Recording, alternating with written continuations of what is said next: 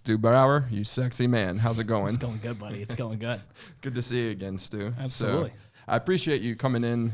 This is a first of many things, and since you were my first guest, I thought it would only be appropriate to try a few new experiments. So thank you for that, brother. I love it. This is much better than doing it in my office. Yeah, this is such a much better setup. We got beer, we've got bourbon. Yeah. That's damn good whiskey, isn't it? Yeah, this is. I actually have not even sipped it yet, but I'm going to right now. So Stu was kind enough to be my first guest. He really taught me a lot of the mechanics of podcasting and how to get started. So that was very helpful. And I wanted to go 100 episodes without repeating any of my guests. Yeah. Stupid vanity bullshit metrics, Sure. ego getting in the way. But you're officially number 55, and I thought it was appropriate given the devastation to our economy and to business models that were broken by COVID.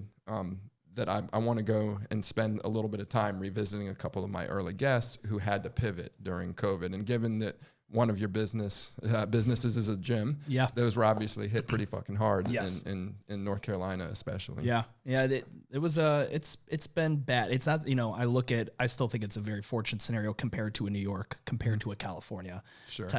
Compared to a Seattle, just some of those places. They're still on another probably 12 to 18 month trajectory to actually ever getting back to what they were. I believe it. It took the world by storm. So hopefully we'll be able to get into that. In another first, I did not do any script or outline at all. I want to go completely freestyle. So Stu and I may go into rat's nest every once in a while. I hope the listeners will. I'm sure they won't mind. I'm sure they won't mind. So, but before we dig in, Stu, what was the last workout you did? Last workout I did was Saturday. We have this new business, this little offshoot called Train Tempo. So tempo training is this new model that we've been running within a group model, and now we're doing it in an individual model. So myself and Deuce, one of my managers, have been testing out the various tempo training workouts, and that was Saturday. And essentially what you think of with tempo training is taking the elements of a barbell, dumbbell, any lift, and slowing down the parts that make people say, well, yeah, of course, when you do that, it makes it harder. So we're like pressing a barbell overhead. If I had you do 15 reps, you would knock that out as quick as you can, shoulder to overhead. But if I told you instead of 15 reps, you're going to do 8, and every rep, you have to lower it down in 5 seconds back to your shoulder, that changes everything. And for me, as I got older, I needed tempo, time under tension, to create new levels of hypertrophy. Because I started doing this when I was 14 years old. I've been lifting heavy weights, and my body I'm at 35. It's definitely not breaking down, but I've seen this. I've seen my clients that are older. Like there's only a certain time where lifting sub, 1 rep maxes, 3 rep maxes, things like that are going to work for me. So we started doing tempo training, and that's been my go-to probably for the past, even 3 years, like burpees. We stopped doing regular burpees. Every burpee we do now is a 3-second descent down, hand release push-up burpee. We've taken the speed out of everything. I looked at what popular models like CrossFit did, and that was all speed-based. I wanted to take it the complete opposite direction. So that's what we do now. That's interesting because I recently interviewed the West Kept Secret ladies, and I believe that they were talking about a similar approach to burpees in their programming. Yeah, that's time awesome. Under tension is going to be the thing. I think we're going to see a rise of bodybuilding come back into programming. I think we're going to see not only just individual, like what you see people at the gym do, but you're going to see group models start incorporating more hypertrophy-based, isometric-based routines into there, because this whole functional fitness thing it popped and it did real well. It's like, if we're all honest, an overhead squat isn't that functional, right? Butterfly pull-ups are not functional. There are certain things that are just actually not functional. So now that the sex appeal of functional is over, I think it's kind of getting back to getting more done in less time. I just want to look good naked, and I want to do it in as little time as possible. Give me those two things, and I will pay money for it. Yeah, minimum effective dose in general is something that I'm fascinated with, and in workouts in particular. For me, I used to subscribe to minimum effective dose in my workouts, and I still do to a certain extent, but there are times where I just enjoy doing the workout, and I want to go a little bit further, and I think the key is just to not go so much further that you injure yourself. Correct. But I'd be curious even for someone like you, because you're a masochist when it comes to training. You put yourself in an uncomfortable position, like many successful people do. They find comfort in that area of uncomfortable.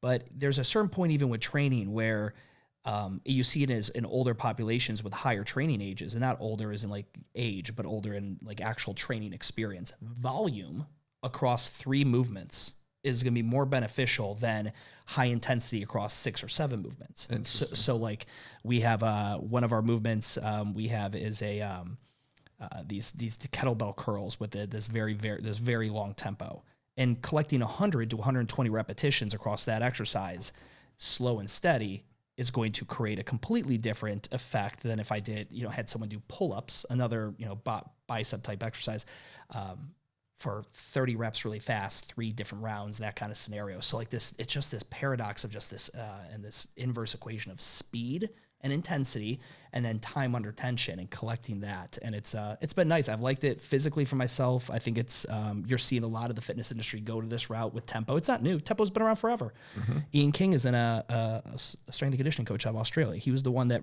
came up with the science, 3 seconds a rep. Every rep should take you 3 seconds at a minimum. And then they got stretched to 4. So that's our entire science. Every rep should take a minimum of 4 seconds. So in our program, minimum is 4. You could do a squat, 1 rep is 20 seconds.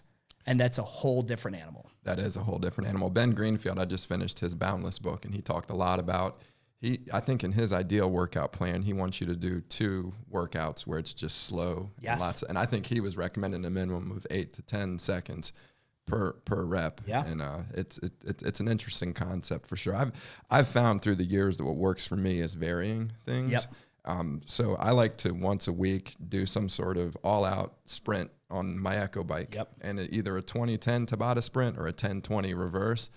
1 set, 1 4-minute of that, and I am completely dead for the day. Sure. Right. But then today I did a 20,000 meter row on my erg, and I don't recommend doing that, and I probably will never do it again. It left me feeling pain and inflammation. Sure, yeah. But I wanted to build some endurance, honestly, and I think that I didn't start out at 20,000 meters. I started at 2, and then I went to 5, and then I went to 10, and then I just started increasing it over a 2-month period. Yeah. And I think that my aerobic capacity is up now, but I didn't feel good after doing those workouts. Sure. The way I feel good after a sprint, after a series of sprints. It's weird. What workouts do you find stimulate you the most positively in a busy day? So let's say that you've got meetings, you've got decisions, you've got a lot of shit you need to do. What's the, if I've got a hectic day work-wise, do you bias your workout intensity based on that? I do. I'll go a lot harder if I know that I'm going to have a challenging day. Okay. Do you need to set your mindset right for the day? I need the endorphins, and I'll probably take some sort of nootropic. So whether it's Alpha Brain, or I've been drinking Tianchi Tea. Have you ever heard? No. Tianchi Tea. It sounds like it tastes like shit. It doesn't taste great, but it actually, whatever it does to your brain is similar to coffee and nicotine, just kind of hammering you in the back of the head, and you get really focused. Or I'll drink some matcha tea, or I recently bought a supplement called Qualia. But if I really know I'm going to have a taxing day, I want a workout that releases as many endorphins as possible, and I want some sort of nootropic, and I want to.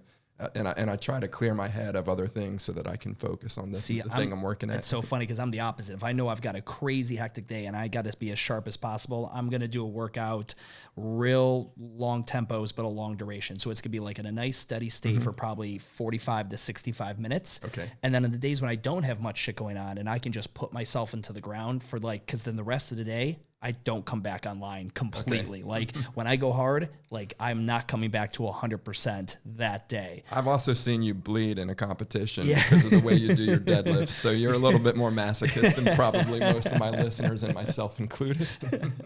But it's interesting, man, especially as how workout it changes. And I think you're right, variance is one of them. And I look back to my CrossFit background since 2000 and let's call it 6, 5, that kind of time. It's crazy. I do these more hypertrophy tempo training workouts. I'm like, oh my God, I can't remember the last time I was this sore. Well, I probably said that when I first started doing CrossFit because I'd never done CrossFit before either. Man, I can't remember the time I was this sore. So it's everything is cyclical and varied. If you look at a career of fitness, which I hopefully for me is going to be a 60-year career of me doing fitness. And I hope that I vary and change it, over time.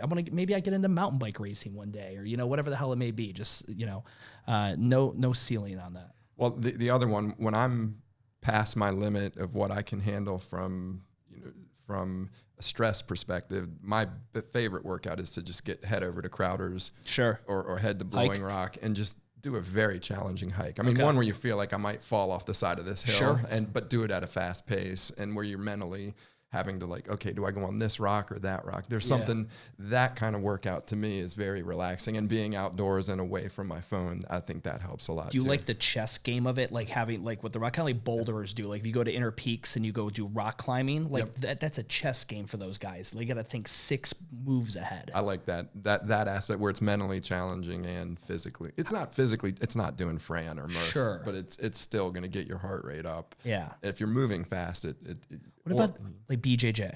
Have you ever considered doing that? That's such a C-suite executive kind of fucking thing to do these days. Like, I'm surprised you don't do it. So I've thought a lot about it, and in fact, I do want to do it right now once a week. My fiance Victoria and I are doing ballroom dancing lessons. Yeah. Where are you going? We're going to Midtown. Yeah, that's where I went. Yep, I did that too. Yeah. So, and I haven't gotten good at it yet. I've gotten better, but I haven't gotten good. But I feel like I like to have something going on that I can't get, that I'll never master, but that I can get better and better at it.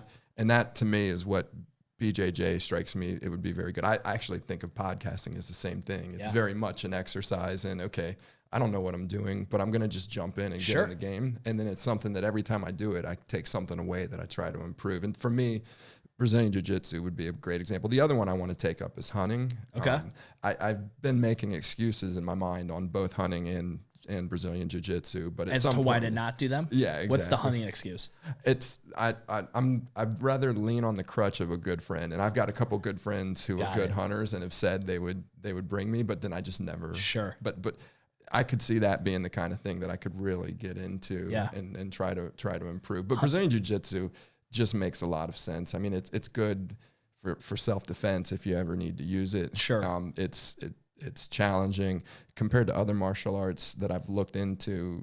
The injuries are much lower, and I think that's its main advantage as a fighting style. I agree. I think it's very complementary to a resistance training based high intensity training scenario too, because Brazilian Jiu-Jitsu is very much slow then fast, and then slow and steady and calculated, and then fast for a second. And I think it complements very well. When I think of things like hunting, my dad hunted, and he always, I mean, if he was around today, he would love for me to hunt it. I don't have the patience to pour deer piss on myself and sit in a blind and wait at 3:30 in the morning for a buck to walk by. Like, I just fuck it. I'm gonna go to Whole Foods and just buy you. Like, I don't have the fucking time to wait around. That's historically why I was never that interested in it. But as I listen to more and more podcasters talk about the experience, I think there's something to doing things in nature for sure. So that was my first question for you, was the workout. Second question, what's the last meal you ate? Last meal. Other than the delicious Lagunitas IPA. I grilled some steaks over the weekend, but actually, I had a fried chicken sandwich at Leroy Fox's at brunch, and then maybe some wings last night with the steak. So wait a second, CrossFitters are supposed to eat paleo. It's one of these things. I've never prescribed. I've always prescribed to a typical diet that would probably always leaned low carb, just because I personally my body handles carbs well. I'm an ectomorph by nature. I can carry a bunch of that. Just never have mentally performed well. Like that carb hangover everyone talks about, where it's not as much like I feel fat. I feel foggy. Yeah. I feel like, if I came off This is when you eat high carb or when you eat low carb? If I go high carb, I'll feel a little foggier. Yeah. But again, high carb for me is I could have 400, 500 grams of carbohydrates, and that's still not going to do much to me, But if I crush a Chipotle burrito, double wrapped with a tortilla, extra white rice, and then later on that night, bang out a pint of ice cream, I'm going to wake up the next day feeling like there's an elephant sitting on my head. Okay. Yeah. So the fried chicken sandwich, last meal, awesome. Yeah, it wasn't bad. And I never, I had my first fried chicken ever last year. I've never eaten fried chicken before. Like, being from Cleveland, Ohio, that's not a fucking thing. Uh-huh. But we did, and so I've got a podcast for the gym, and one of the members of the gym heard Stu's never eaten fried chicken. So I took my Zoom, my H6, and we had 3 of us. I drove. One of my managers, Deuce, is riding shotgun, and then we had one of our members from New York in the back, and I had the headsets on all 3 of us, and we'd go to Chick-fil-A, Bojangles, and Popeyes, back to back to back. We go through the drive-thru. We each order chicken sandwiches. We eat them on our way to the next one. We literally eat 3 chicken sandwiches each within an hour, and then we voted on the best one.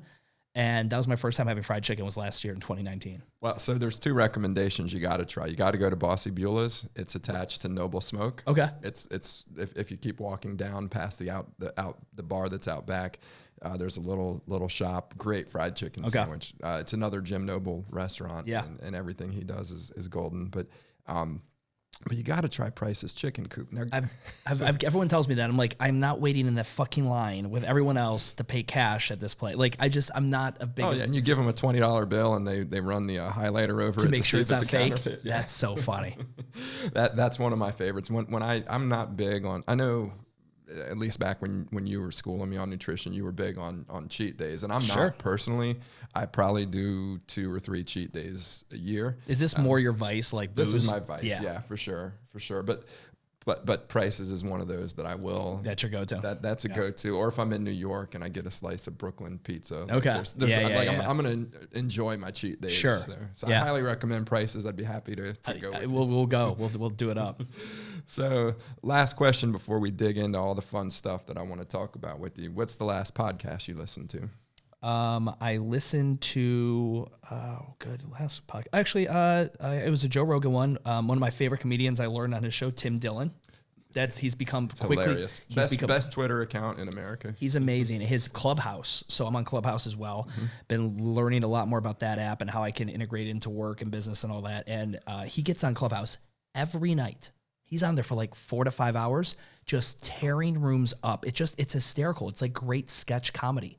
And I'm such a huge fan of stand-up comedians. Like, so much of my influence in life comes from the George Carlins, the Pryors, the Murphys, all these guys. But anyway, he's been one of my new favorites I found via the Joe Rogan podcast. So anytime he's on Rogan, I will listen to that. Yeah, and I love Dylan for sure. Cool. Well, we got through the really important stuff. Yeah.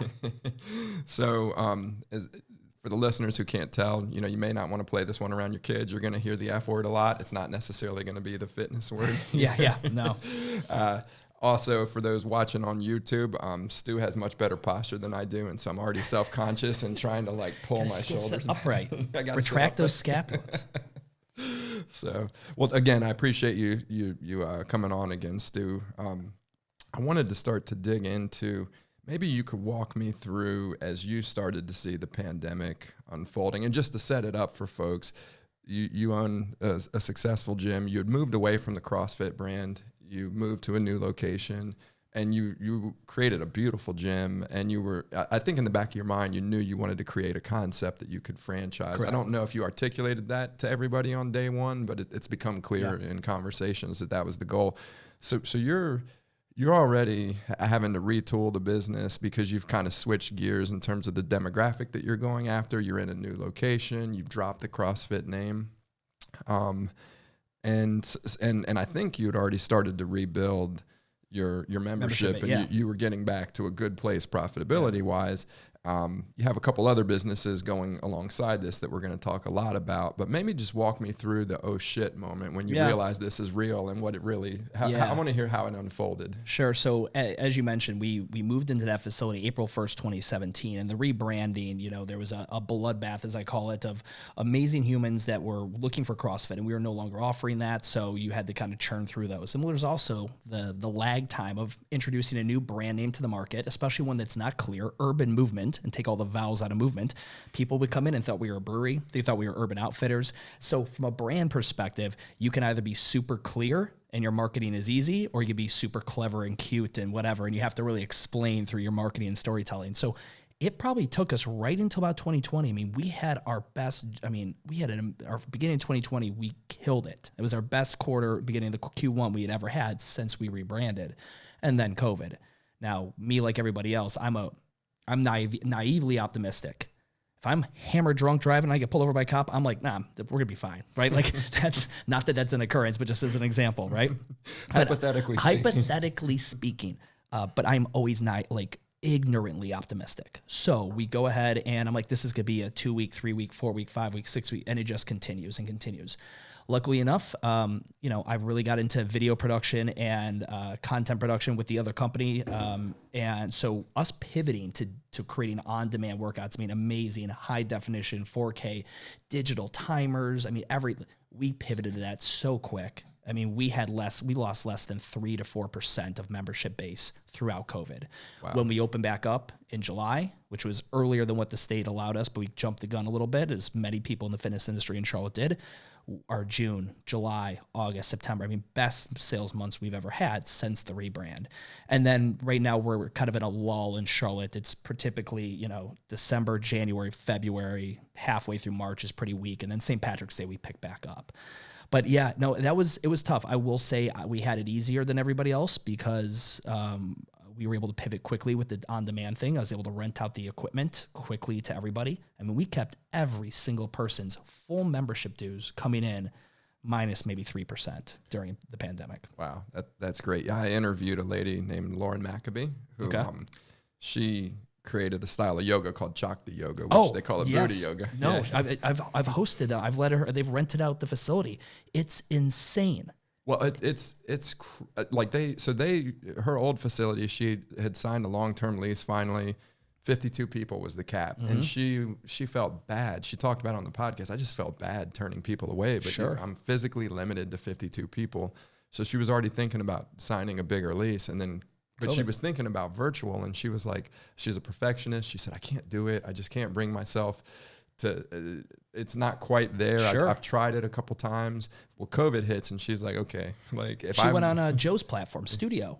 That's where she launched a bunch of her stuff on Studio. Yeah. And she did amazing. I mean, I've done her virtual yoga probably 5-10 times, and routinely you'll see 150, 160 people on there. And she talked about how much more scalable this business model is. And she said when it comes back to being, and obviously now we're in a different place because you can have get-togethers.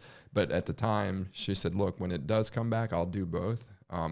But I'm not giving, the virtual is here to stay. And I think there's a lot of lessons people learned in COVID that we're not going to forget when we go back to whatever normal is. And Zoom is such it's not a fitness-based product. It's a one-to-many, but with only a one input and output type scenario, raise a hand, webinar type thing. But like when you use Zoom for 150 people in a group class, it's a horrible platform for that scenario. You're into this industry. Why hasn't anyone come out and quickly, like already, become the Zoom of fitness? Well, I think people have tried, and they've come at it from a couple of different angles. I thought when things were really going to take off was the Xbox Connect. I just thought for sure that the measurements you could do with that thing.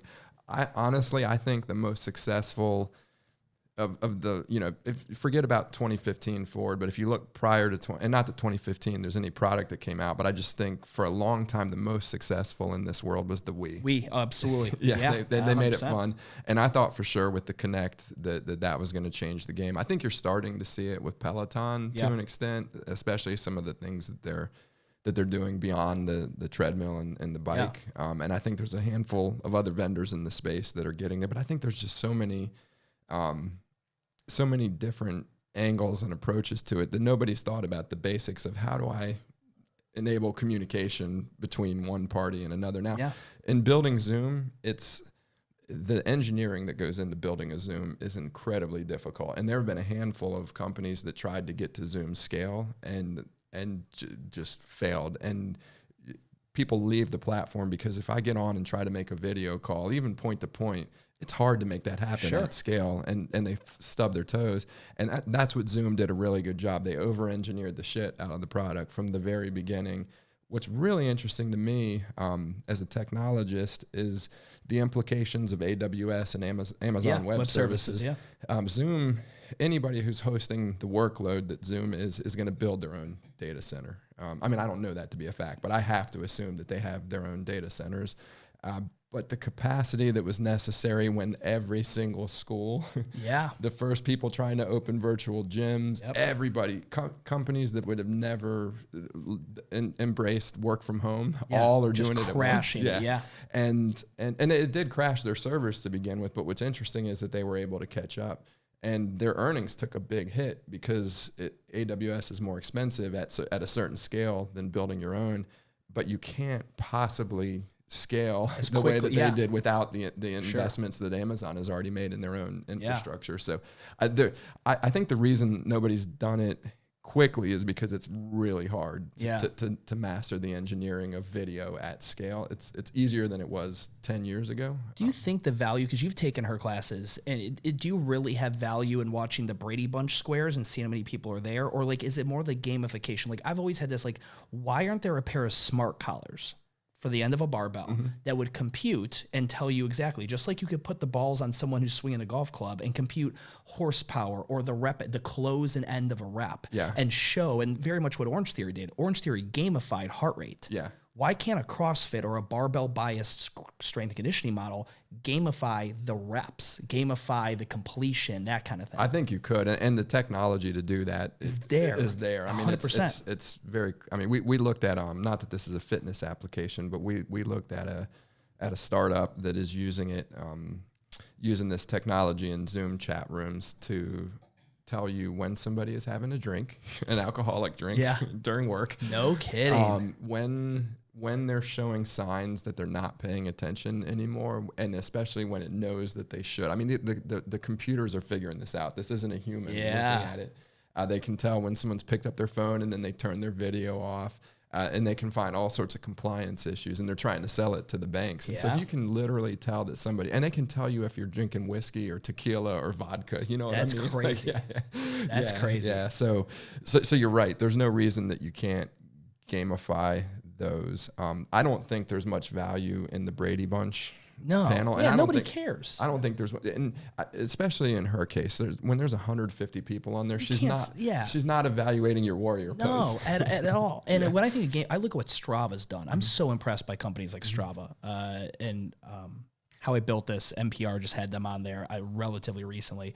But I look at that gamification where I could be running a route in Charlotte and I could pull up and be like, oh, there's 6 other people who've done this route up here and it took them 6 minutes. Fuck that. I'm going to go crush that. It would be so cool if you and me could log in and you do a workout and it was recorded exactly, not only your time, like manual entry, but like the weight on the bar and all that was done by some kind of smart collar, smart bar, something to that degree. And then I can later on at my go-to challenge John's workout. And you get pinged, Stu's about to challenge your workout, and you're like, oh, that motherfucker. And like, you're waiting to check in and see if he beat me. Yeah. I'm just curious how that has. Then I think when you get into the self-quantification, the Aura rings, the Whoop straps, I'm wearing a Whoop strap right now. My hyper competitive fiance got one, and she's lost it since then, and I'm not complaining. But it was her favorite thing to be like, oh, what's your strain what's your strain score? Oh, I saw when we were bowling the other night. Oh, she's competitive as hell.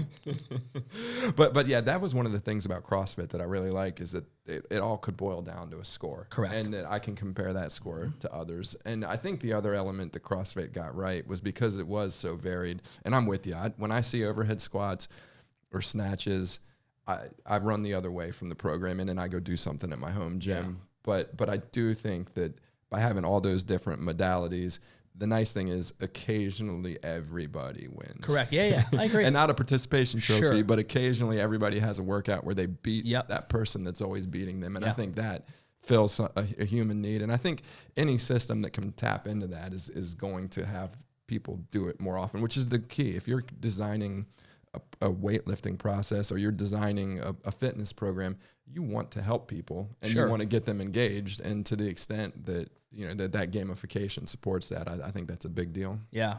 There's a point where when I rebranded UrbanMvmnt, I stopped thinking of fitness, like what I was delivering to people, as something that was uber important to them. And this sounds kind of weird, but I started thinking of fitness more as it's a pillar of their schedule. Like the person I wanted to start serving was someone who was trying, like fitness to them would be like, I need to take a shower tonight. I'm tired. I don't want to take a shower tonight, but if I don't, I'll smell like shit. Fitness, I wanted it to be nice and quick. They could come in, get fit, and get out. And it didn't have to be, oh, because I don't have the special shoes and the gym bag with the special belt and the wrist wraps and the gloves, I'm not cool enough, or I'm not hardcore enough. I want to come in, I want to get service so I can go on and enjoy the rest of life. I guess I started searching for people who fitness was not their life. Fitness was something about their life that was important. Very similar, like taking their car. They have go to Auto Bell to get their car cleaned or whatever it may be. It was more of a pillar of their schedule. And that something really unique happened, because we got less of the hardcore individuals. Like, and I put you in that very fitness is religious for you to a degree, right? And we start getting another kind of human in there that they didn't care about gamifying. Like that was something that took me maybe another year to really figure out, do they still want to gamify this? And we would test it. We would create workouts that would allow gamification and winning and losing, and it just fell off. And I just kind of had to bow down to like, okay, this is the avatar you've built this thing around. You got to adjust the workouts now to allow it. So everything is like move 20. Everyone starts and stops at the same time. There is no winner or loser kind of scenario, right? Yeah. Like you just have to start changing those. And it was difficult for me to come from what I came from with CrossFit, but it was also nice not having, I mean, you remember, I used to have people show up during the open crying after a workout because some girl in Idaho beat her in a CrossFit workout, like that she heard about or whatever, or like my snatch isn't good enough compared to someone else. And I was just like, the gamification as a business owner can be very taxing. I think it can certainly be overdone. And you were one of the first gyms to start going away from RX, which is a very different mindset, I think, than the RX mindset. Yeah, prescribing a weight, because it's so silly. Like to think about it, like, are you really gonna have a class of 27 people and prescribe a weight for a male and a female? Like there's so many variations. The RX weight for guys is 135, but you've got kind of that bum shoulder, so we actually should probably make it 115 for you, and you're strong as fuck, so it should be 165. And like there'd be 27 variations of RX. Yeah, you know, it is still fun though. For me, like when I'm feeling really good and I see a workout that I want to do, I know the gym that I'm going to now, CrossFit S3, there's just some animals in there. Like any gym, they just have some animals. And I look at it and I'm like, I just want to be within, 5% of this guy. Sure. And usually I'm not, but that's when the gamification to me is healthy. When it's unhealthy is when I had a good workout and I look and I see my friend Terry beat me by 2 reps and I'm like, I'm bummed out. And I'm like, who cares? You had a great workout. Yes. And so did Terry. Yeah, exactly. We should be happy about this. Yeah. And like you'd go home and you'd be more thinking about your workout than like that, the thing at work that's due or that you did well at, or your kid is super excited because they got, the leading role in the play. You're like, yeah, daddy's busy. He's pissed off about his deadlift PR. So you mentioned that you're kind of, I'll call it in the state of denial in a bit. You talked about being optimistic. You're like, hey, it's going to turn around in 4 weeks, 6 weeks.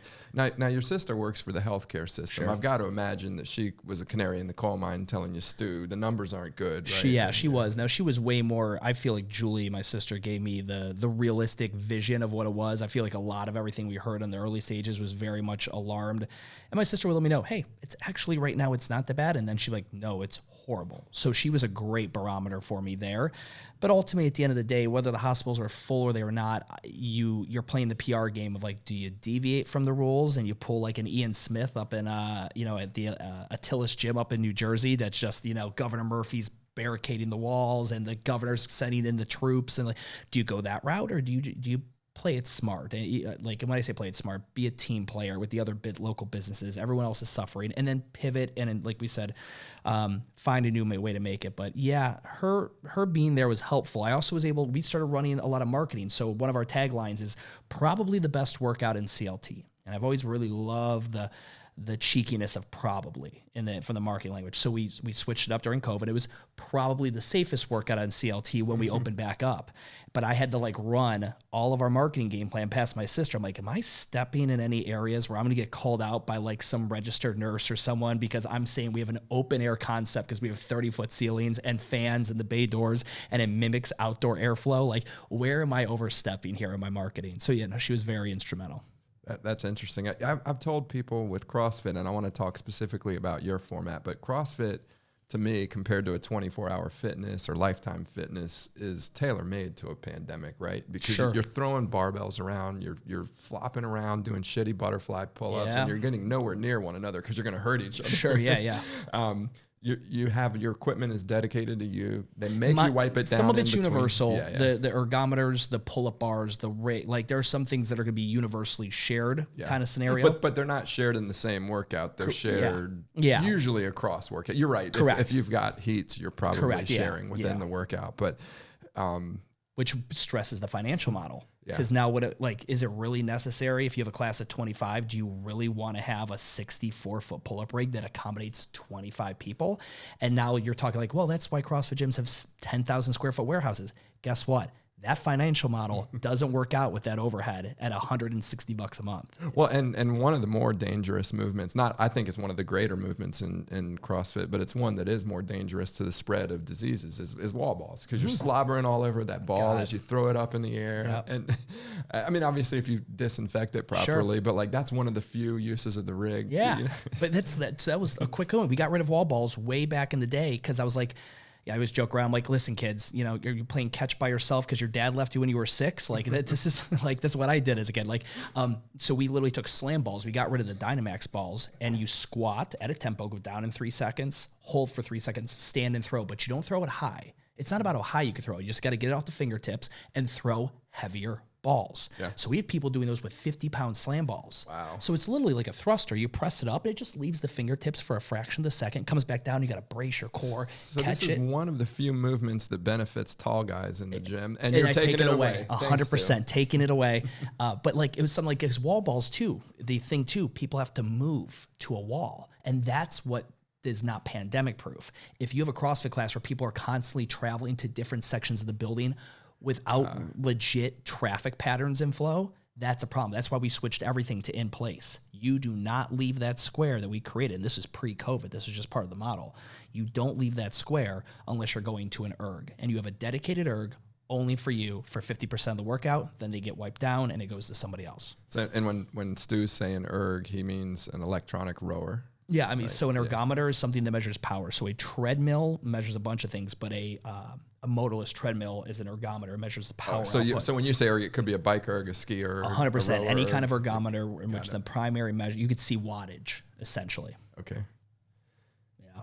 But yeah, that's, you know, you mentioned the wall balls. That's a perfect example of a cesspool of bacteria. It is, but you know, and there's some people that don't give a shit. Yeah. They don't care. Right. And there's some people who be hypersensitive to it. And there's some science behind being exposed to germs makes you more resilient. 100%. So but I think you're right. It's like anything. And I would see this in some of the gyms I've joined through the years where like you would see usually it's women who are a little more cautious and thinking about that thing because they've got kids that they don't want to get sick, and they already are exposed to all sorts of illnesses from the kids. But you'll see them religiously wiping those things down. And I'm more of the type like I would just get up there, throw it, and don't care. And we've got a lot of that. And then you have to install policies and procedures now that are more of a PR play than they are anything else. We're currently still doing things that I think are ridiculous. We are wiping down those ergs after every time you use them. I've got a staff member that's going and doing that, which we all know now, COVID is not based on surface space. It's not surface based. We didn't know that in the beginning,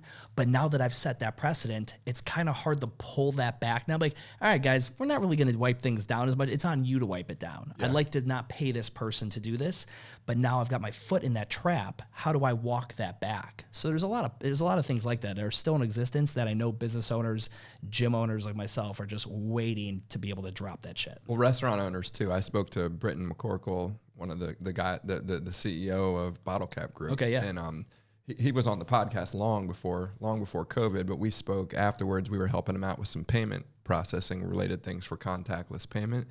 And he said, look, people don't realize that restaurants already have to disinfect the shit out of everything. He's like, our job during COVID is to just make those things that we do more visible. Yes, 100%. How do we let people know what we're already doing? What do you think about QR? Like, do you think this was the greatest thing for the QR code? The QR code was just on its way out from a marketing play, and now it's just like, oh my God, why not? In America, it's on its way out. It's actually a very accepted form of payment in Europe. No kidding. Yeah. But payments in general in Europe are 10 years ahead of America. Yeah. They've had contactless for a long time. Yeah, Apple Pay and all that, yeah. Yeah. And but yeah, I mean, I think in America, it really made people think about contactless payment. I think there's a lot of things that COVID forced people to think about that they already were kind of thinking just about. 5 years behind, but had to speed up. I think hopefully people think about their health, because at the end of the day, let's be honest, the people who are the most scared of COVID are the ones who are already the least healthy. There's all sorts of comorbidity factors that amplify things. It's people who aren't supplementing properly, they're not eating properly, they're not exercising properly. Hopefully that's one of the takeaways, but I that one I'm less optimistic about. Sure. But I do think payments and retail practices in general, and what can really, and for me, business travel is a huge one. I used to travel 3 times a week. Yep. Every week. like clockwork. And it's so unhealthy. There's so many reasons not to get in an airplane as often as I used to. And I just thought that I had to do it. And now I'm realizing, you know what?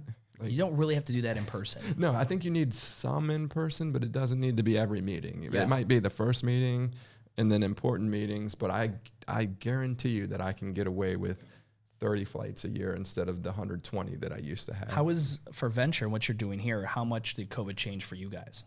For us, it didn't change a lot because we started March 1st. Okay. So you could already see the writing on the wall that it was coming. One thing that it did change for us that was really interesting was our first acquisition was a company out of Raleigh called Tave. And really good technology. The founding team had already left. The next generation of the team was looking to get out of the business, and the family that owned it was looking for new owners. And so we acquired the business, and we're sitting down with the existing team, and we're planning it back in, this was probably November, December of 2019. We're planning with them, and we said, we think you need to go remote. You don't need a 10,000 square foot office because there's 6 of you employees. Yeah. And they were like, no, it has to be, because everything we've built system-wise is based on us being here in the office. And Tarek and I were like, we can change all of this overnight, right? But when you acquire a company, you don't want to come in guns blazing and run over. And we had talked about, well, we're going to get this to, everything's going to be on the cloud, everything's going to be available remotely, and people are going to go into the office because they want to build culture, but it's going to be a much smaller office. Yeah. And there was a lot of resistance, and we weren't going to fight it. And then when COVID hit, it just made it so simple, so easy. Yep. Hey guys, we're moving to Gmail instead of hosted Exchange. Yeah. We're moving your LDAP server into the cloud. We're moving all of this stuff, and I think there are a lot of examples like that where you know, as they say, never let a good crisis go unused. Yeah, correct. It's crises do create situations for change. They do, and they allow you to get away with the things you couldn't. I remember coaching a bunch of gym owners that, you know, right now, guys, your customer is the most flexible they'll ever be. If there was ever a change you wanted to, maybe other than a price increase, unless you're able to directly kind of correlate that, but if you're able to, right now is the time to do it. Any policies, anything you've ever wanted to change, get it done now. You'll never have the same bandwidth to do so. And freedom, like where nobody's going to send you that annoying customer service email. Yeah. No, and I see it with a lot of the startups that I advise or have invested in. The ones that are doing the best are the ones who use COVID as an opportunity to get rid of those employees who you might not have wanted to fire otherwise, to cut costs in ways that you probably needed to, but that just seemed too painful, to go after that new business model that before you thought didn't make as much sense. Sure. But it's, I think there have been a lot of those things where the necessity of the pandemic actually creates context that allow you to make change that would have been probably a little more difficult to do. But again, we started in March, so there wasn't a huge impact, just because we hadn't built up any DNA that knew anything other than COVID. I think we're seeing now that from building a culture perspective, it's a lot harder to do that remotely. Sure. There's great things about working remotely, but it's just hard to compare what you get from a culture perspective. And we're getting ready to start instituting, hey, let's start coming back to the office in a safe way because we need to be here. Yeah, having like in real life Mondays, right? Like exactly. Everyone's back in, or 50% are back in on Monday, 50% are back in on whatever. Because you talk and have a lot of network with people in the commercial real estate industry. And so I bought that one building, and my goal is I'd love to acquire one more every 10 years. Mm-hmm. Like that would be realistically for this little real estate company that we created. But it's interesting because so many companies, you know, Ray Crockett, right? What do you do with all your profit? You want to invest it in a hard asset. And a lot of those were commercial buildings, right? Kind of scenario. It's been interesting because since we put the building on the market, the amount of interest still, like especially in Charlotte, at the commercial level, that has not slowed down at all. Nothing's slowing down. No. So my good friend John Christenberry works for CBRE, and they, not recently, but I'm going to guess 6 months ago, they sold the rail yard building in South End. Yeah, absolutely. $600 something a square foot. Yep. I mean, record breaking. Insane. And I asked John, I was like, how do you justify this in COVID when nobody's coming into offices? And he said, nobody's blinking. He's like, rents haven't gone down. No. Prices haven't gone down. Now, I do happen to personally, and I'm not a commercial real estate expert, but I do happen to personally think that real estate at its frothiest becomes a game of musical chairs where somebody's getting fucked and doesn't have a chair to sit Sure, in. yeah. And I suspect there's some of that going on. But at the end of the day, if nobody changes their rents and nobody changes what they're selling per square foot, then it doesn't change. No. I don't want to say exactly GameStop, but it's Sure. supply and demand. Yeah. If supply and demand are both there and in the right balance, prices are going to stay where they are. And that seems to be happening right now. I agree. I was so impressed with some of the projects that were still marching forward. And then there's other ones that kind of got put on pause, or there's little pivots. But yeah, Charlotte's just been, and most of those, those Austin, Texas, places like that. It's crazy how much commercial development has still just marched on. Like one of the top people for the building is a music venue. Looking at my building, like a music venue, the balls on these guys. But I also think I think concerts are going to crush. We're going to party like it's 1999. It's nuts. Yeah, I mean, I think it's going to be, the outdoor music venue, concerts, sporting arena, like that, like it's going to be like live comedy. Roaring like you 20s. said, you like to go see stand-up comedy. Yeah. Like comedy clubs, all that stuff. Yep. No, I agree. But what we did see was that projects got put on hold. We didn't see projects get canceled, but people said, hey, I need to do this, but I'm going to hold on to cash. I'm going to hold on to cash for right now. One of our clients is Passport here in town. Yeah. And if you think about a business that has COVID exposure, it's somebody who makes money on parking because nobody's going to work. In cities, yep. It's somebody who makes money on mass transit. Yep. So it's getting on buses, it's getting on trains. Yep. Nobody's doing that during COVID. And it's getting on, and they make money on tolls. And who's taking tolls when there's no traffic, right? Toll roads. So, but it was interesting to me to see as a vendor, and I know a couple, and a couple of the Brad and Bob. And it was interesting to see because they didn't bat an eye in the sense of how they ran the business. They just tightened the hatches and said, you know what, like, let's dig in, let's take a better, worse scenario, and let's make sure we can survive the worst. And now they're back, and we're doing a bunch of work for them. They're back in growth mode, and it's very instructive to see. It's kind of like a fighter. When you see a fighter who reacts by like losing their cool and their composure and going crazy, they get their ass kicked. Yes. Versus keeping calm. Like I always tell people, you want to do your best cooking when the kitchen's on fire. Yeah, like that's when you need. Like if you can own that chaos, you're gonna get a lot further in these bad situations. If there's if a shooter runs in and like everyone gets up and screams, but someone can be super calm, make the right decisions because they're not busy screaming emotionally and going through all that. How long do you think until downtown Charlotte gets back online? Ooh, that's a great question. So just for what it's worth, I took my 12-year-old son to lunch at Mellow Mushroom. Oh, okay.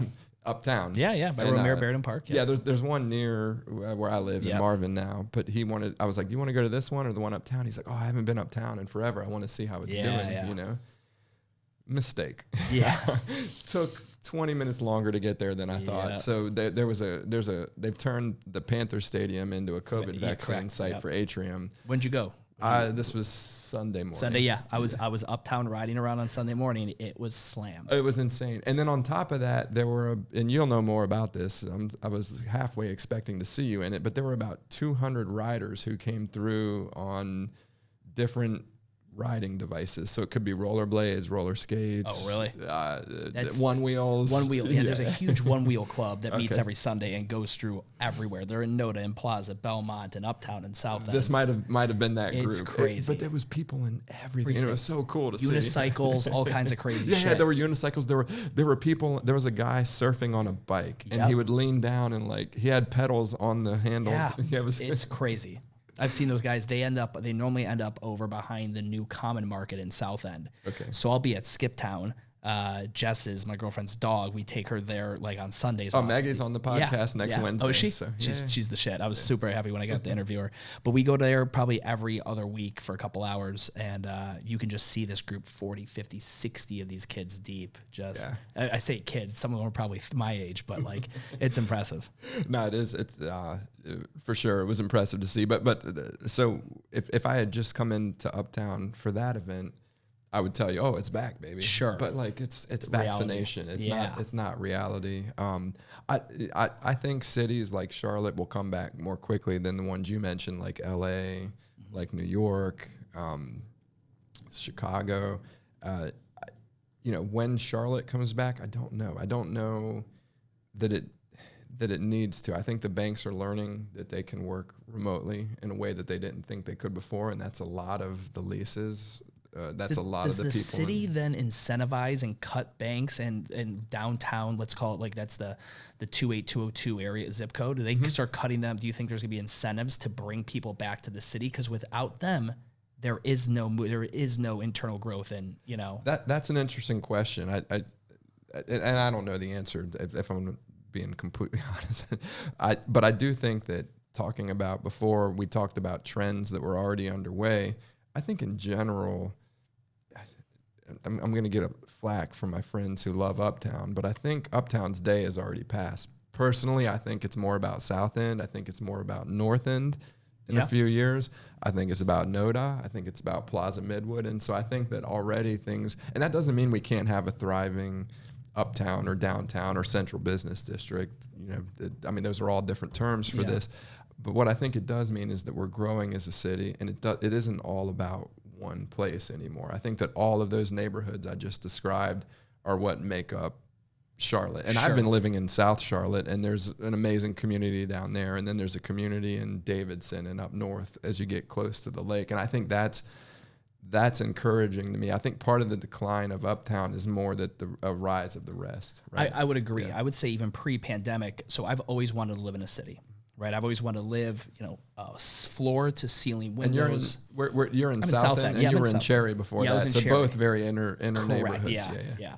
But I've always wanted to be literally in Uptown Charlotte. And the only reason I never decided to do it is because there's no livability there. There's 2 grocery stores. There's no retail. The Whole Foods was a game changer. Correct, a game changer. But you need like 2 more options. Like when you go and look at like urban planning and design, and you look at the Bostons of the world and these places, there's 3 major factors. Charlotte's got barely any of them, minus the restaurant and entertainment. But even with the Epicenter shutting down, I was super happy. It's like, okay, take the Epicenter from Epicenter ruined the nightlife in Charlotte. It absolutely. Well, in Uptown Charlotte, it ruined because before you had a bunch of mom and pop bars, right? Yes. So I'm just giving the listeners the context on where you're going here. Epicenter comes in with all these giant chains, and it was fun to go see. It was fun to hang out. Live After 5 was nice, but it didn't have the soul. It wasn't even the soul, but it was also, it went all in on one thing. Like the Epicenter should have been, I feel like it should have been 5149 retail and shopping, and then that's up. There's none of that. You go to like the Mumbai Realm in Boston, you go down like these meccas of shopping. Even when you go to Vegas and you go that through the different strips and you go to the different. Shopping is key, and there's none of that in Uptown, like actual Epicenter. And even period. Like if you're like, hey, I want to go get a really nice blank. I don't care what blank is. You're going to South Park, or you're going to Midtown. Correct. The metropolitan. The metropolitan area. So there was just that huge element that was missing for me, and I was like, as badly as I want to live, smaller brands like South End and NODA just ate away at the coolness level, the popularity of the livability in South End is unmatched. It's probably one of the top 30 in the country, like walkability score, livability score, all that. Yeah, until recently I lived in Plaza Midwood, and I would say the same thing. Like you can go buy $300 designer Nike sneakers and wait in line for two days if you want. Black sheep, exactly. Yeah. But you have a Harris Teeter, yeah, and you have all these other retail providers that you're right, you just don't get the same level of retail. You talked about $600 a square foot for commercial. I mean, that's those districts, and even like me, I'm somebody, I will take a smaller living domicile to be near walkable, like with everything. Like that's just like I would trade off size of home, amenity of home in order to have the bar that I like, Tiber Creek, and the places I like to shop, Lululemon, and the gym I like to go to, and the grocery store I like to go to, all within a Oh, spitting and by the way, distance. there's a Lowe's right there. Yeah, there's a Lowe's and there's leather and lace. And like, why? I never have to leave South End. Why would I, if I got my strip club, I got everything I need right there. Well, and then there used to be a great gym in CrossFit South End. Used to be. Disappeared. Pour one out for them. Pour one out. So how is it for you? I mentioned CrossFit South End, which is your old gym, which is where I met you. How is it for you to see the success that people have had coming out of your gym, whether it be coaching careers? The head coach at my gym, CrossFit S3, is Matt Brauer. Matt Blanton, sorry. Great kid. Great kid. He's not a kid, he's an adult. I don't know why I do that. He still feels like a kid to me, but and then CrossFit Sergo is a former Matt student Richards, of yours, and then Eric McCoy, who had obvious success with Stacks. Like, how does that feel to you? In a way, these guys are competing with you, but in a way, it's got to be some validation for what you're doing. I've always had like great relationships. So I have a very good relationship, especially now with like the metabolic guys. I just literally walked them through setting up their podcast and getting them going. And they are a direct competitor in what I call the white space. There's CrossFit on one side, there's high cardio level boutique fitness on the other. Myself and metabolic own the white space. And, but no, it's really cool. It's because everybody moves on at some point, and it's cool to spawn those things off. And then simultaneously though, it's also cool to see yourself evolve as well. Like you meant, like we re-evolved this into it ended up being a license model because we couldn't franchise. I didn't feel like we could franchise during the pandemic at the price point we would have needed to.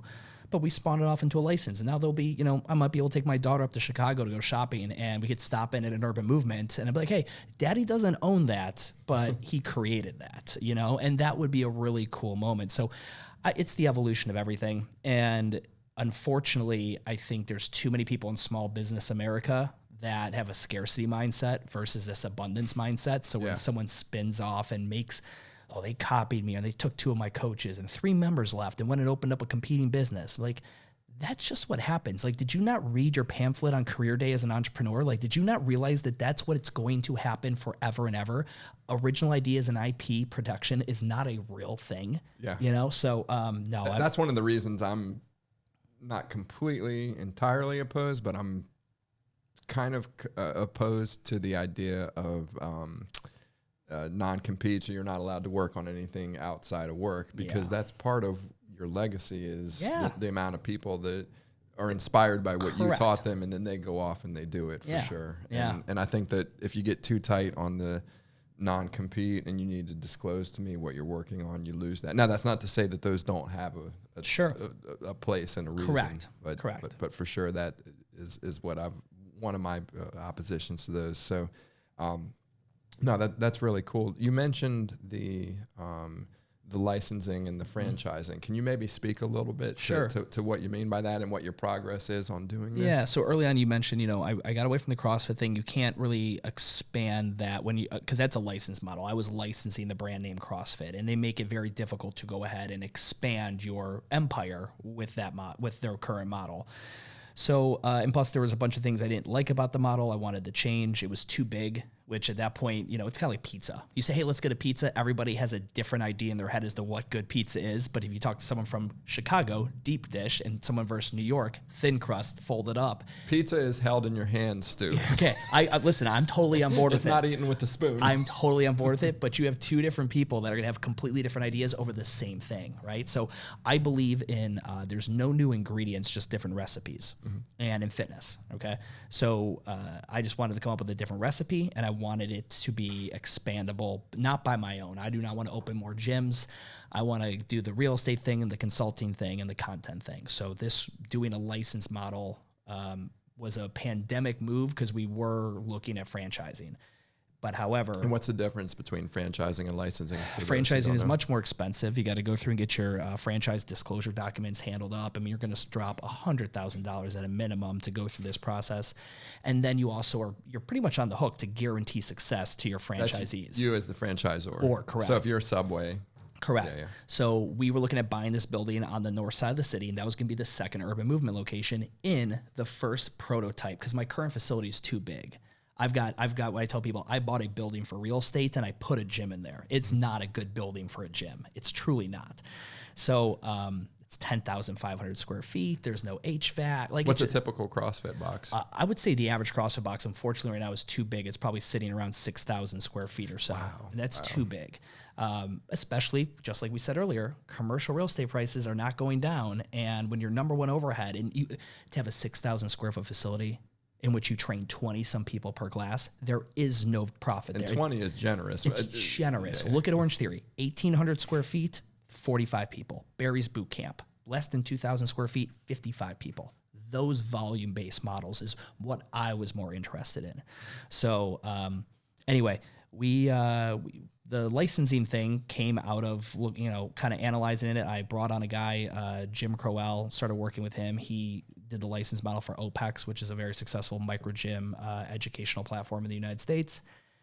Talked to him about it, and so we launched the license thing, and I launched it in the shittiest year to do it. Like 2021's still not a good year to launch. So licensing compared to franchising, less expensive. Yep. So for example, my license model is $12,000 a year for the first generation of licensees, and we'll gradually step that up. What's a CrossFit license? $3,000 a year. So insane, 4x more expensive. But I had already built out all these business support tools, marketing suites, branding suites. And you haven't made racist comments in the middle of a pandemic? Not yet. So there's still time, John. There's still time for me to... Can you speak to that real quickly? Just how did you feel? I imagine it was a two-edged sword for you. You probably felt validated for leaving the brand. You know what? So Greg Glassman is still my top 5 public speaker. So Greg Glassman, for everyone listening, is the founder and the creator of CrossFit. And when in 2006, young college Stu was, he first heard one of Greg's speeches about CrossFit, and I fell in love with him. And I fell in love with him as an orator, as a public speaker, but also. But he's very purpose driven. He wants to fix the obesity pandemic, right? That is his purpose. And he's a rabid libertarian. Yeah. Like he's got a bunch of things working around this, and so he tweets the George Floyd comment, which Floyd 19, I think he called it. Floyd 19. He tweets that, and then there was a ton of Me Too stuff that was bubbled. And it never poured over. So you just got to imagine somebody was writing checks to keep that, because from the things you heard, like how close it got. Andy Strumpf, whatever it is, he was on the Rogan podcast. He's an ex-Navy SEAL. He was really close up at HQ. He literally, like, on his podcast, you can still find it on YouTube, he talks about those scenarios, but doesn't name names, doesn't name dates, doesn't say anything. But he's like, this is all sitting here. It's going to take one person to drop images, text message, screenshots, and it's all over. Wow. And it never happened. So somebody had to have stroked a few checks or something. Yeah. But anyway, so it's two ways. I love Greg Glassman. I think he's still a genius. He did more for the fitness empire. I don't care what corner of the fitness industry you're in, than anyone else in the history since Jack LaLanne. That's it. Jack LaLanne, Greg Glassman, two great. Who's Jack LaLanne? Jack LaLanne opened the first, like he really, in California, he pioneered personal training and then group training later on. Like Jack LaLanne was like, is considered one of the godfathers of personal training and fitness as a profession. Let's put it that way. So sort of like Joe Weider to supplements. Very similar. Yeah. And so those two guys, so I'll always admire Greg, and guess what? I wasn't mad at him when he made his comments. I'm like, you're a fucking idiot. Like, but this is also an era of Trump. Yeah. What, you're going to get mad over a Greg Glassman tweet? And when the president is makes stupid fucking tweets every day, like I'm not saying it's okay. I'm just saying, like, should we cancel the guy? Well, I think that's a lot of cancel culture, is that we all recognize that you can't go unpunished, but should you be canceled, and should we not forgive you at some point? That's a tough thing to reconcile. It was, but no, I wasn't happy about it. And they're pivoting. Like, I just found out today that Noble is now their new sponsor since Reebok, because the Reebok concert, that was a huge. Reebok and Greg Glassman did not get along. That was a very hostile relationship, and that contract just ended. So now Noble will be the new, which I'm beyond pissed about. I'm beyond pissed. Why is that? I buy Nobles 4 pairs at a time. Okay. I love Nobles because they weren't the CrossFit shoe. I love them because I could wear them out, and they weren't like, oh, there's like probably another Kool-Aid drinking fucking CrossFitter. And here I am trying to create this unique brand. I couldn't be wearing Reebok Nanos around or Nike Metcons. Those are CrossFit shoes. So I have 25 pairs of Metcons. Exactly. But I have 1 pair of Nobles, and they're pink, and I love them because I get so much shit. But it's always the shit about them being pink, and I'm like, but they're also completely built differently. Dude, I love, because I normally work out. I love high tops. I wear high tops all the time, and this was the first fitness trainer high top I've ever found that I liked. And then I find out today that Noble is the official sponsor of the CrossFit Games. And I just wanted to punch a baby. I was so pissed. Stu doesn't mean literally punch a baby. I literally might have. I went right in its infant throat. So all of this is happening at once. I want you to talk a little bit about what the fuck GymTalk or WTF GymTalk. Yeah. And because that, as I understand it, that's become probably the most successful part of your business. Yeah. So WTF GymTalk was an idea of, I really consider myself kind of this little American story of building a CrossFit. You know, I started, you know, broke and out of the back of my out of my truck in a park, and then I had to sleep in the gym because I couldn't afford an apartment in the gym, and then we grew it. And, you know, because of license model of CrossFit, we don't get everyone else's numbers, but I've got to bet we were probably in 2010 the smallest CrossFit gym in Charlotte, North Carolina. By 2013, again, I don't have anyone else's financials. We were sitting at like we did $500,000 at like around 26% margin, which is, if you get close to 30% in the fitness industry, you're killing it. Yeah, especially with the overhead and all that. And I was really proud of that business. And I'm a guy that I like being on camera, like talking. I like giving people my opinion, whether it's right or wrong. So I started making videos, and those went up under the handle of WTF GymTalk because I thought it would catch people's attention. And I just always had one of those like, what the fuck moments running a business, like every entrepreneur does. And then that became a consulting company / media handle. And that's since 2015, that's been the full-time job. So I even stopped taking a salary when I went all in on that from the gym. And I just kept that in retained earnings. I gave my employees a boost. We increased payroll budgets. And I stopped taking money from the gym because I knew if I didn't, I would never go all in on WTF. And I mean, and it's also the beauty of an online business. WTF has got... It's a scalable business. You have clients in New Zealand, Australia? Well, it's not scalable because it's me. That's the one thing I've never done. It's still a job. I look at it, like I think of my success with WTF on the consulting is like a lawyer. Right? It's billable hours. Like when I die, I mean more of the content is scalable. Yeah. So like Micro Gym University, we release an online school. And then I do content deals with different companies. I've done like True Coach or Fitbot and Tribe and some other companies like that. Mariana Tech, where I create content for their brand. And so, yeah, that's been the full-time thing, and the podcasting and interviewing people. How many podcasts have you done? We'll come up to 500 here in the next 2 months. And how many videos on your YouTube channel? Between YouTube and Facebook, we're talking 700 plus. Wow. Yeah. Wow. So it's that, and that's I truly fell in love with that creative outlet of making a video and getting the word out there. And, but yeah, so that's been the full-time thing, where it's funny because there's zero marketing budget. I don't spend $1 on marketing. It's organic. It's bombastic. It's a niche. There's not many guys giving business advice in the micro gym industry, kind of scenario. So yeah. No, that's great. What about your burgeoning career as a wedding officiant? My wedding officiant career. Well, we'll see. We'll see how I do at yours. You know what the funniest thing about that is because public speaking was my 2020 thing. I had 10 gigs booked for public speaking out of WTF. I was super excited, and obviously all that went away. But that's like one of my favorite things to fucking do. And I think it's the part of me that wanted to maybe do stand-up comedy as a kid, but I just don't have I just don't think like I think like that, but I can never craft it and deliver a set. I couldn't put together a 7-minute bit.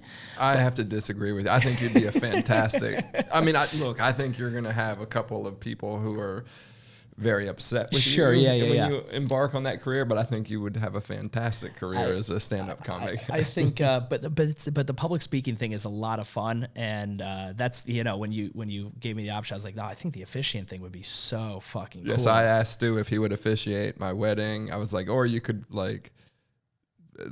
be my best man, because he's that kind of friend to me. And he's like, oh, I want to be the fucking officiant. Well, I was like, best man. I'm like, that sounds like a lot of partying with SP. I don't know how. I can barely hang the partying that we do now. But it's like, I was like, officially, like that would be fucking. I didn't know anything about. your fiance's guest list is going to be pretty A-list. Yeah. Like she's selling homes to some legit people. I remember after we sat down and met after that first one, I went back, I was like, well, fuck me. Like now this has got to be really good. This isn't just a bunch of our CrossFit buddies and like Eric and shit hanging out. Notice that Stu doesn't feel any compulsion because of my friendship with him. No, not at all. Now it's just the pressure of these other humans who don't know who I am. That's the difference though. When you have an audience who doesn't know you, which is I think the best part about like open mic stand-ups, which I think I've always been fascinated by. Open mic stand-ups, there is no reputation to lean on. Because if you know a guy, like if I watch Bill Burr, so Bill Burr's like one of my goats. One of my top 5 all time that I've ever seen live. Hilarious. And if he bombed, I'd be like, oh, but it's Bill Burr. Like he's done so much good work. But when you do an open mic or you go and you speak in front of a bunch of people who are not familiar with your work, it's different. Like when I go and give a speech at a conference for gym owners and there's 100, 200 people there, it doesn't hit for everybody. Well, it doesn't hit, but I at least can lean on like, oh, I've heard of him. He's done the thing. He taught whatever. Like you can at least lean on that reputation. So this is, our friendship would say like, this is way different because I don't have anything to lean. I'd be like, just who's the redheaded fuck SB invited? Like, who's that guy? Yeah, no, it's funny. I asked Stu to be our officiate. Well, I gave him the option of best man or officiate, and he said, "Oh man, I want to officiate it." And it was inspiring to Victoria and to me because you just attacked it with this like energy and almost an anger of like, I'm gonna do this. So awesome, and like you brought up things that need, and he made us come into the studio and actually like interviewed. Yeah, we did a full podcast. And he recorded it, and he's like, "All right, like how do I do?" And he's researching, but I think, can you speak maybe a little bit to, do you have to be a maniac to be successful on your own, or? Yeah, I mean, like in anything. Because you're a maniac about this in particular. Yeah. I think most people who tackle problems, especially ones that they're entering an area they're unfamiliar with, they have a skill set that should be complementary in that, but it's still something they've never done. I think you got to tackle with a little bit of tenacity. So I picked a word for 2021. Tenacious was my word. So girlfriend Jess, she's like, resolution. Defiance is my word. Defiance, is that your word every year now? Every year. She's like, listen, bitches pick resolutions. Just let's pick a word. And I'm like, all right, so this word has to embody everything. But like this word tenacity was the one. And just kind of like, if it's something I'm familiar with, I think I got a skill set that could do well there. Because if officiating was something I never public spoke. I did enjoy talking or making. I probably would have been like, oh, no, best man, let's go get hammered in fucking Maui. Like, let's go do something like that, right? But this is something you tackle. And like when I was like, okay, John, we're doing this. We're going to meet. I think I was like, at that dinner, I'm literally pulling this stuff out of my ass that I thought of like a couple of days. Probably like, we're going to have 2 90-minute interviews. I'm going to take all that material. I'm going to sit down. I'm going to regurgitate it. I'm going to sit like, I just came up with this entire scheme in my head is like, that's how I would do it. If I was creating an officiating business, how would I want to create the perfect initial speech? Like that's what came out of my dome. And I hope people understand that. Like, I think when you tackle any problem in your personal life is like, how would I create a business to solve this? You're going to tackle that problem better, and you might create a new opportunity. Not that you're going to get into the officiating business. Sure, yeah. Like I think that's just, there's no downside to trying that. It's like taking vitamin D. I can take a lot of vitamin D. I have to take a lot of vitamin D before it hurts me. But like the fact that I don't have to worry about poisoning myself with vitamin D makes it's relatively cheap. I should probably take a lot of it. And I think that's the same concept. Right? I agree. So I literally told Jess, I was like, she's like, so how would you define success from officiating? I'm like, 3 people come up to me and ask me if I'll do theirs. That's how I'll define success. How do you tell them no? Yeah. Exactly. When I can spring off a fucking, she's like, would you? I'm like, no, of course not. But it's like, that's when I know it was successful for me. I'm going to go in there. It's like I'm auditioning for a new fucking job.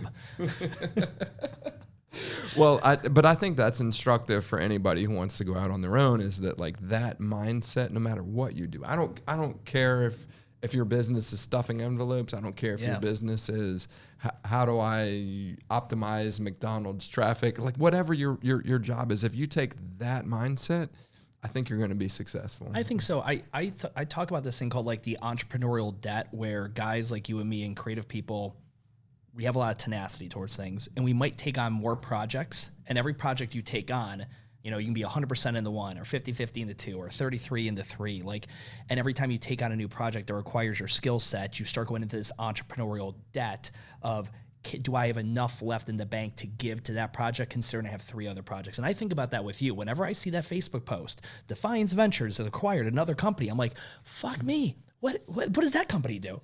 Like, what is this? Like, how many of these things can he do before he loses, like, the, what is the it? Focus The focus or the return, like, your return is just no longer, not even the financial return, but like your ability to give it all your best version of John. When does that wean off? Well, and so I'll answer that. I think that you're absolutely right. I think that a lack of focus can be detrimental or fatal to any business. But I think that the kind of business that I want to create is one where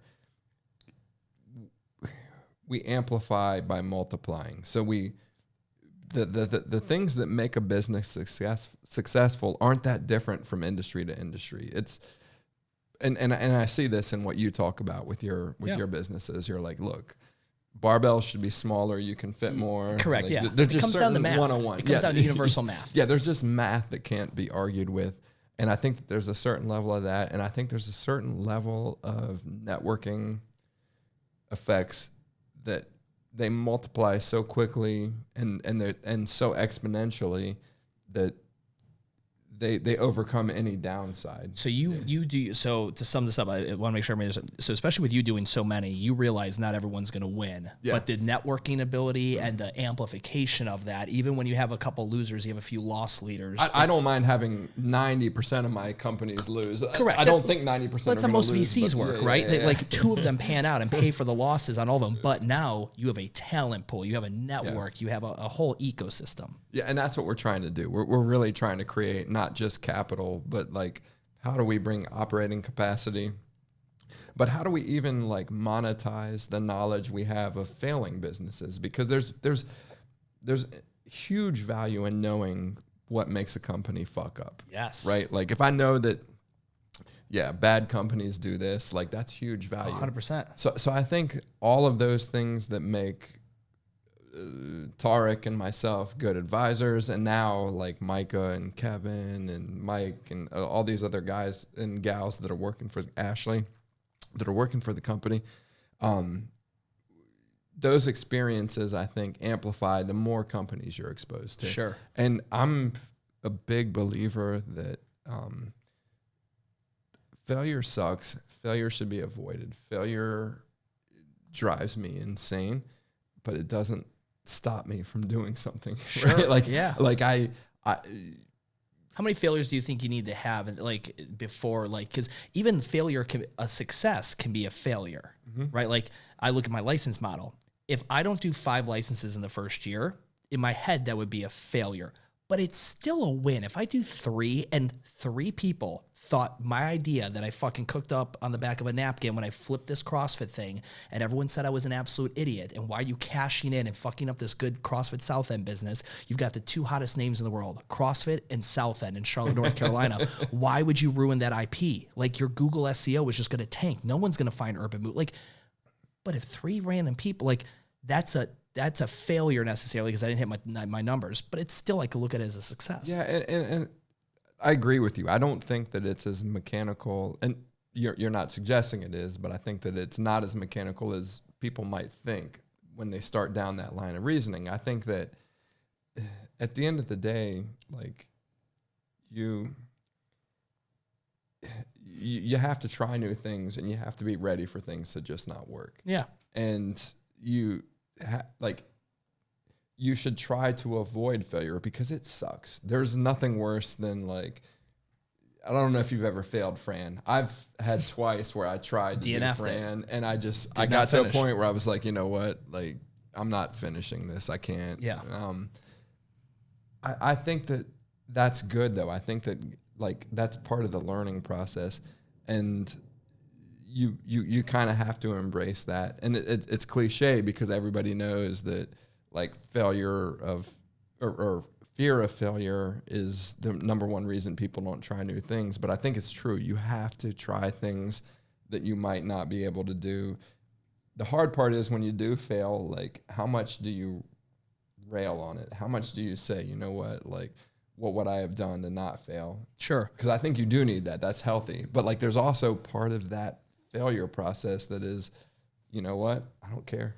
I watched the Billie Eilish documentary on Apple Plus today. So Billie Eilish, she's 18 years old right now. She won like 6 Grammys when she was 17 just past year. So she's a female. She's not pop. She's like kind of this alternative thing. But I was watching her documentary. And I've been watching a lot of music documentaries. I watched Taylor Swift's documentary, the Defiant Ones, obviously, which is where your name comes from. The Defiant Ones is my favorite one. I've watched that twice so far.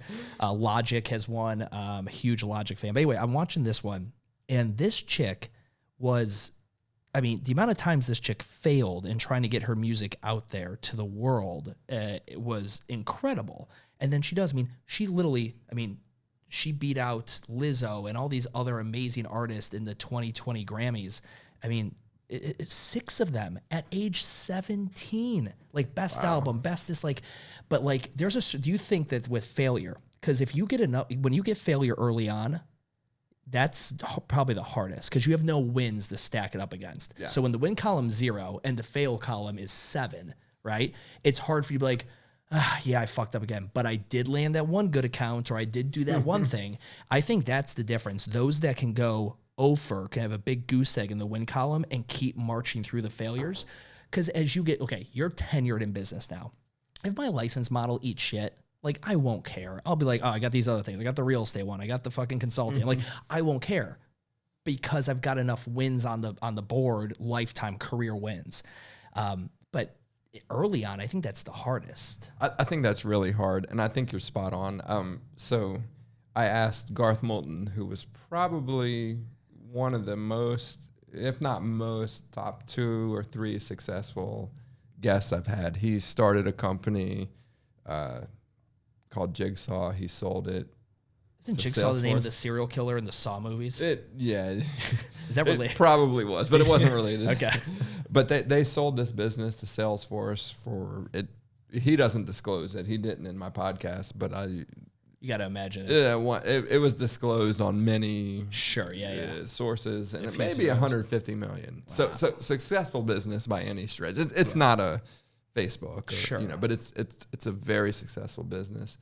And I asked him about this because he's had a couple of other successes and a couple of failures, and he was like, "Look, everybody can talk about failure.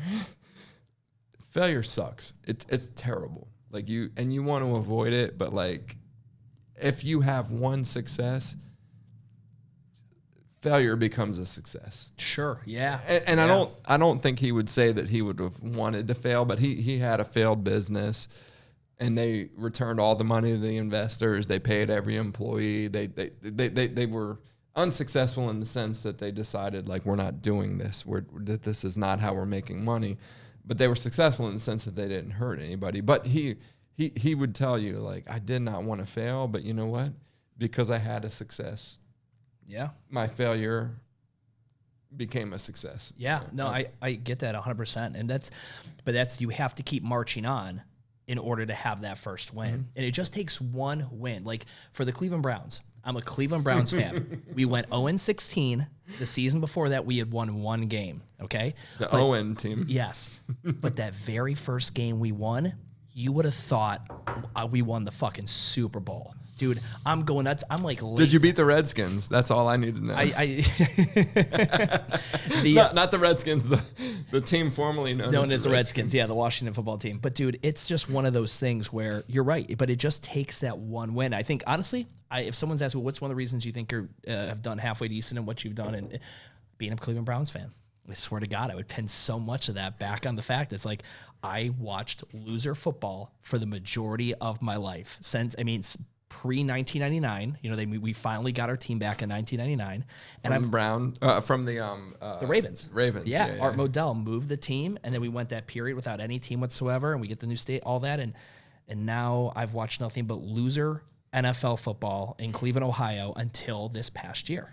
So I agree with all of that. You like for those who don't know, because I text with you every once in a while, like you obviously have been heavily impacted by LeBron James, as has anybody in Cleveland. Can you just speak to what this man means to your city? I've got the Cleveland Plain Dealer when we won the national champion, when we won the NBA Finals. It hangs up. It's in my place. I've got it framed, all that. I cried that night because, again, I was a LeBron fan, and I was not a LeBron hater when he moved to Miami. I was so for it. I had moved from Cleveland, and I moved to Charlotte. I take my talents south so I could do more. There's only so much you can do in that fucking city.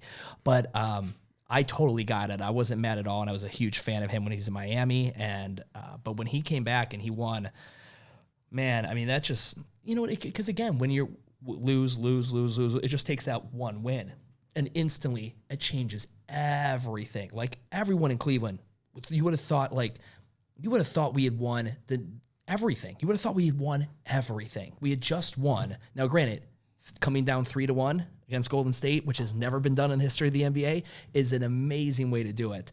But even now with him on the Lakers, every team he's on, I won. I'm a huge fan of his show, Barbershop. That's dude, you would love it. It's the HBO documentary series. He's got a media company, Uninterrupted, and it's just him. It's inside of barbershops. They've got guys like John Daly. They've had Barack Obama on it. It's dudes doing a podcast, but without mics. Just they're all like, they probably have booms or whatever, but they're just all shooting the shit in a barbershop, drinking and getting their hairs cut. Dude, it's such a good fucking show. You'd love it. But no, that was absolutely good. When the Browns go to the Super Bowl, I've already told people close by, I don't care how much money a ticket would be. Like, I don't care how much, I don't care who I would have to hurt. Like, I will go to that fucking game. And if my grandpa's alive, I'm going to take him. But he's been a Cleveland Browns season ticket holder for fucking 60 years. Now, did the Indians ever win? Or? We went to the World Series. We had that Jose Mesa scenario against the Marlins in which we lost. But no, I've never been a part of a Cleveland winning until LeBron. Yeah. Yeah, it's amazing what that can do, but I think we should celebrate that. I think it should be awesome that a guy playing a game. Do you think he's better than Jordan?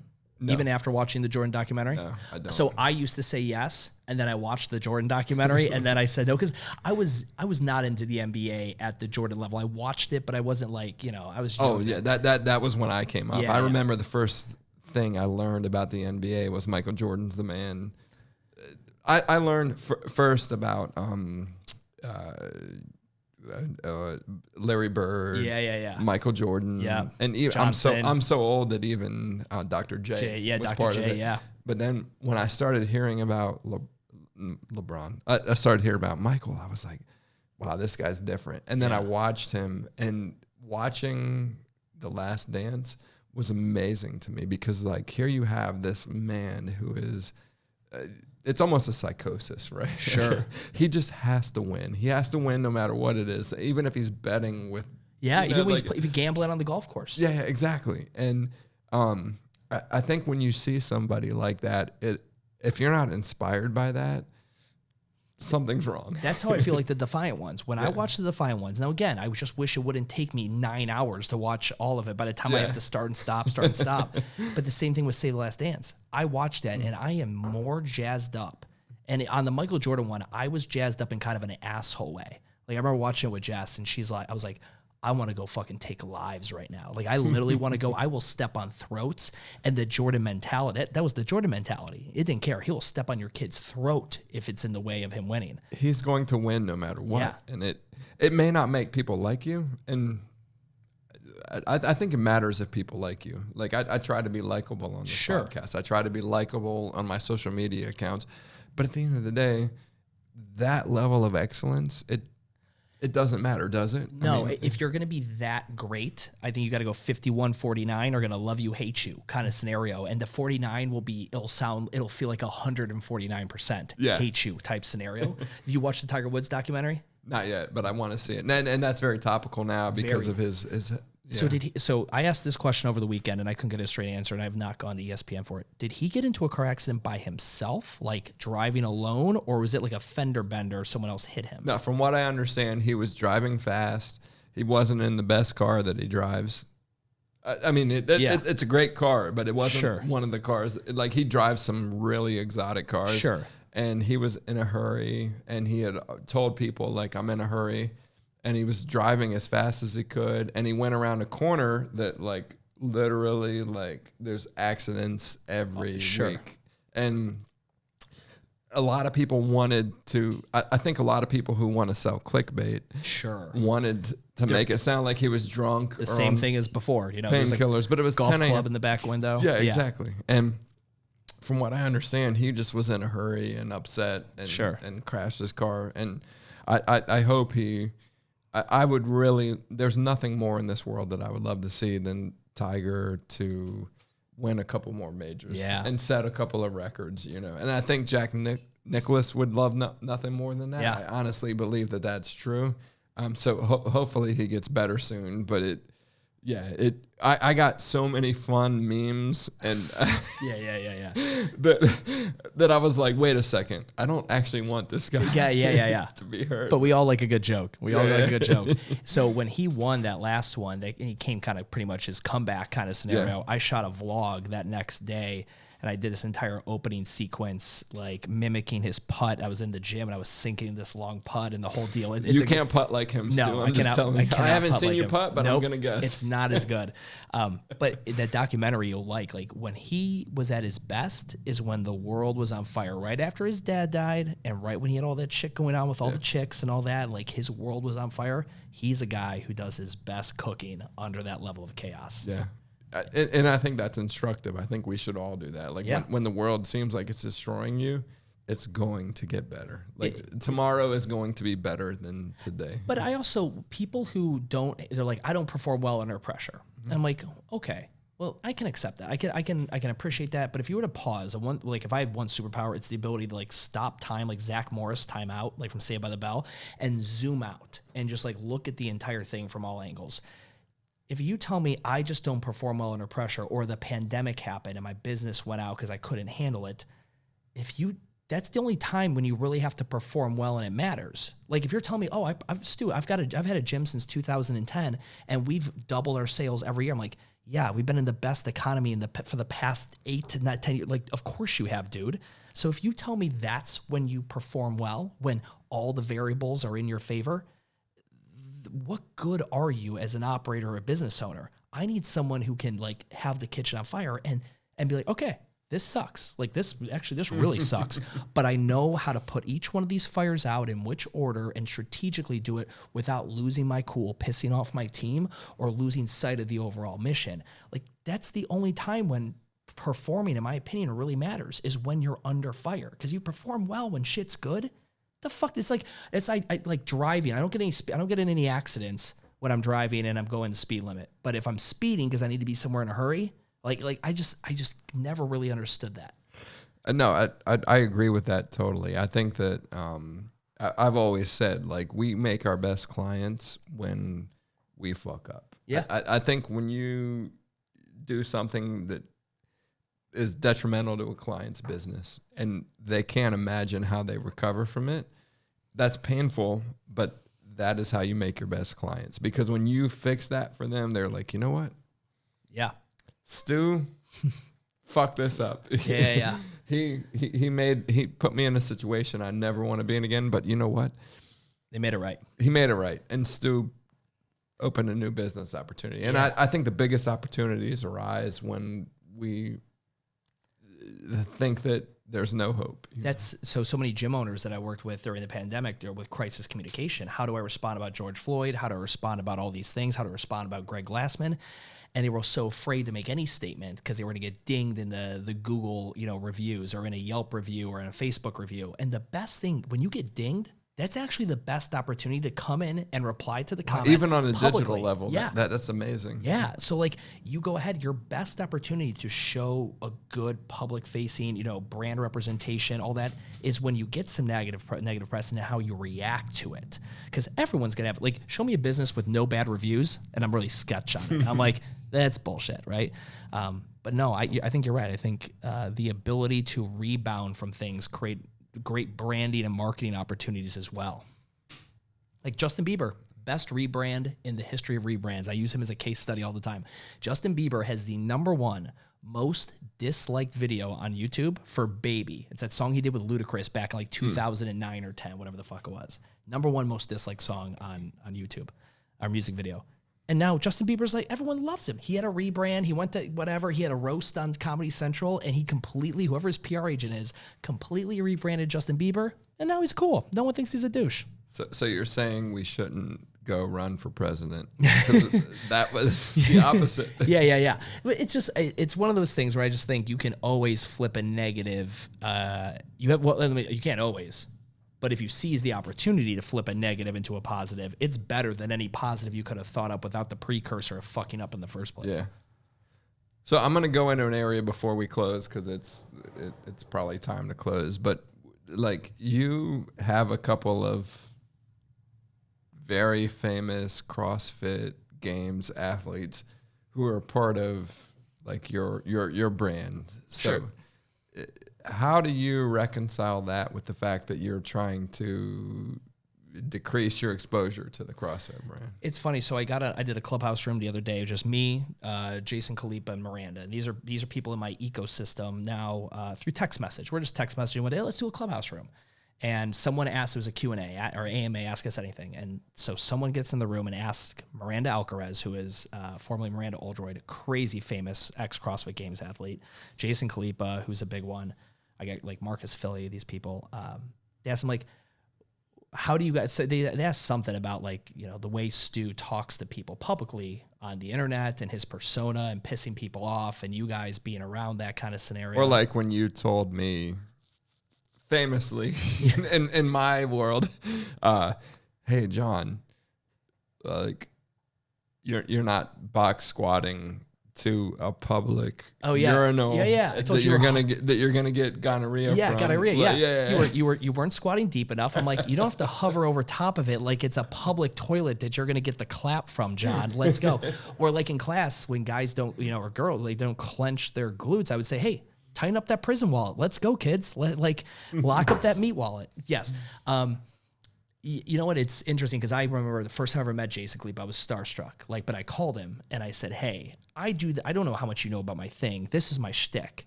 Is that could be a problem if I come out there and I vlog and I hang out with you and and he was. I remember he's like, bro, no, I don't I do my thing, you do your thing. I get what you're doing. I like what you're like. So from that perspective, no, I don't. Those most of my people that I fuck with have also moved away from CrossFit. Like Khalipa, he launched a license model. He's got 80 NC Fits. That's the gym that de-affiliated from CrossFit. Wow. And he has 80 locations across the world. So no, I mainly fuck with even people that are really the CrossFit. I still fuck with, but most of them are probably have kind of created businesses beyond just the CrossFit affiliation thing. But well, that's awesome, Stu. So what have I missed? What do we need to talk about? Is there anything? I don't know, man. I think we kind of covered everything. We finished this bottle of bourbon. Booker's, yeah. Booker's, yeah, it's good. We finished Booker's. We're working on some Maker's Mark. You brought me some mints so I can eat these on the way back. So in case I get pulled over, we don't have to fucking revisit this. But no, I think it's good. I want to just make sure you have such a great fucking setup here. I just want to make sure you stay super consistent with these. I remember the first podcast interview you did with me. You had the entire list. You had all your questions mapped out, ready to go. But I think you're good. Just free. I think you probably got enough under your belt now. You can freestyle them. Yeah. So I have a doctor coming up who's the head, literally the forefather of naturopathic medicine, Dr. Joseph Pizzorno. Okay. 75 years old, and he runs 5 different businesses, and he plays basketball for fun. You know what I mean? Literally, he describes himself as, I want to play basketball. 3-on-3 is good. I want to do it. And I think that he represents where I want to take this podcast, which is how do we actually improve our health through businesses? Because to me, so this is a business podcast. Sure. This is not a fitness podcast.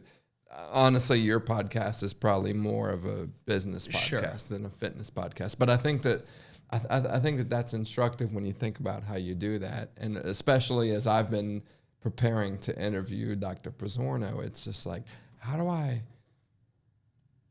like balance the fact that I want to ask him, how do I detox my liver? Sure. Yeah. Yeah. Through this supplement, but like also like, how did you start this business? I think that's the part that people need to understand. And that's my purpose, is like, how do I explain the businesses that solve problems that are relevant to people? Yeah. But I think that's part of your podcast. Yeah, too. no, it's interesting because I just started the long form one, and where I'm interviewing people long form, and I have a roadmap in my head, and I write it out, right? I've got my Google iPad or my Apple iPad, and I draw out this line. I've got this really long, wavy, squiggly line, and there's different routes I want to stop at. So I've got like 6 main points during this 2.5 hour interview I want to hit.